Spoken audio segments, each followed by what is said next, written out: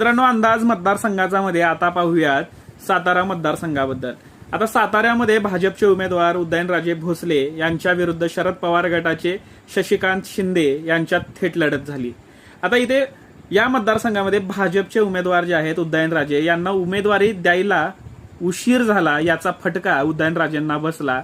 परंतु ज्या वेळेला 2019 मध्ये पोटनिवडणूक लागली त्यावेळेला मान गादीला मत राष्ट्रवादीला या नाऱ्याखाली शरद पवारांनी ही जागा खेचून आणली होती.